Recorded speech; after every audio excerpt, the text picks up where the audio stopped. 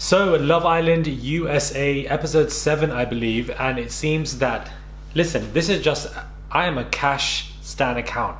I am a Cashay Stan account, do you understand? Cashay is here to stay, do you understand? She is here to stay. Cashay is here to stay, do you understand? I'm just so here for her, especially in this episode. It's Murad Morali. Hopefully you guys are doing well today. Back at it again with another video. If you have not subscribed, guys, click that button for daily and consistent content. Head over to my Instagram, my Patreon, my merch, my TikTok for Love Island reviews, and let's get straight into this video. So of course, the whole situation, I think it's more of Cinco's issue I think the words game player, sure, but I don't think he did it with any malicious intent. And again, it is still in early days, so I don't think he should be demonized for the way he did this with Cash, in all honesty, because it is genuinely early days. However, he should be critiqued, and I think that he should have gone about this in a more respectful manner, especially Trina, because she was talking about how this is not Friend Island, this is Love Island, but a couple of days ago you were talking about how this girl was your sister.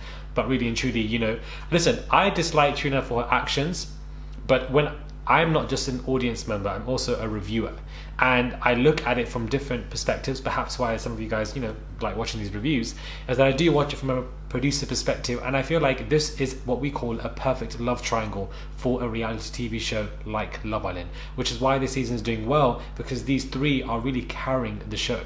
We have Cinco, really good looking guy in there as a bombshell, is going to be the man that people fight for, is a bit confused. You have Cashay, of course, the first person who's obviously there with him, and then you have Trina, the one who's not afraid to step in and take somebody, or flirt with somebody, or go behind their back and do something, and of course Cashay's upset about it. You have so many, it's like split personalities of three different people, and it works and meshes so well for a perfect love triangle situation. So whether you're team Trina, team Cinco, team Cashay, listen, I'm team producers, because I feel like they're coming through with the right narratives and storylines, because all of this keeps us engaged, all of it, whatever team you're on.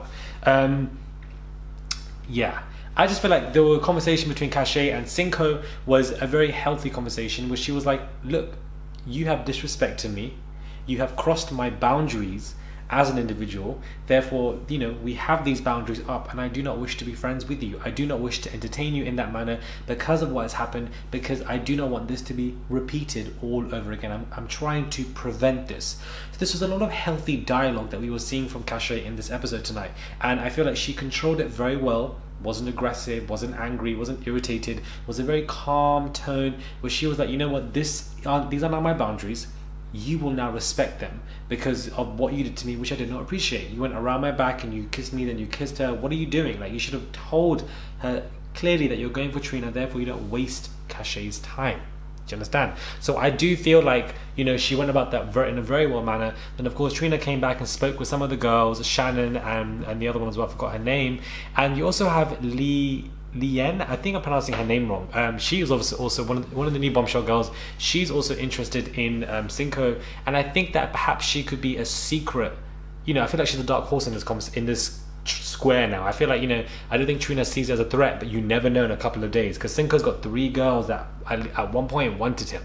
So that is interesting. Of course, now Cashay and Asaya, I think that's how you pronounce his name. There are so many Love Islanders now that I'm doing both seasons at the same time. This has never happened before, guys. Like, it's just a new level of intense. Content. I'm not complaining, but I feel like that task. This is why I like these challenges on this season and on this franchise, because they aid and abet some kind of drama, or they aid and abet any kind of romance. So I feel like that is what we are seeing here, especially when it comes to this new kind of I don't know what this is, fling or whatever, or something serious. They ran off and they kissed, and then he's like, I had you at the back of my mind. For me, it's a little bit abrupt that he suddenly now is into Cash. I found that to be a little bit weird. Didn't make any sense to me. You didn't really express that. You went on dates with other girls, and suddenly now you're into Cash. It's a little bit sus, but at the same time, I feel like they look good together, and I feel like Cashay does have good energy. She definitely does. Cashay is here to stay. Do you understand? Cashay is here to stay. She ain't going anywhere. My girl is gonna continue on to and progress. My girl better not go anywhere during the recoupling, please. I want Asaya to keep her in because I feel like these two are very interesting, and I feel like, you know, I'm keen to see where that goes. I feel like she needs to just leave that Trina Cinco triangle situation, turn it into something else. Leave that. She doesn't need to be involved in that. She doesn't need to be seen as second best. Nobody should, and nobody would be put in that situation to be seen as second best.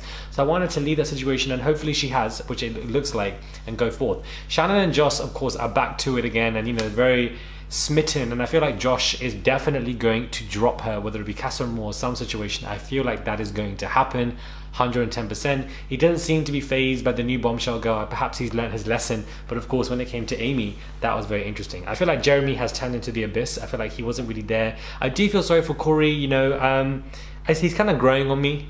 You know, I didn't like him at first, but I feel like he does have that sweet soul, and he's just waiting for somebody to come in. Of course, that other bombshell girl, again, I forgot her name, is interested. But, you know, would you want to be somebody's second best? I don't know. I feel like he would need to just take anything just to stay safe in the villa. He needs to be coupled up. Giovanni, I feel like, is just really there to document everybody else's journey. I feel like at this point he's part of the production team. I feel like I hardly see him. He's not really coupled up with anybody, and I feel like he probably would be the one to be dumped maybe from the island, or really, I don't know what's going to happen when there's a dumping on Sunday.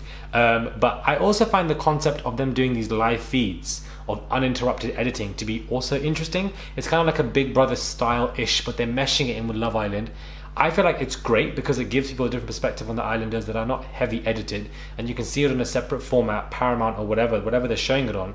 But at the same time, I do think it's very innovative and can take the show somewhere else. So I do thoroughly currently believe that, you know, Cashay is giving main character.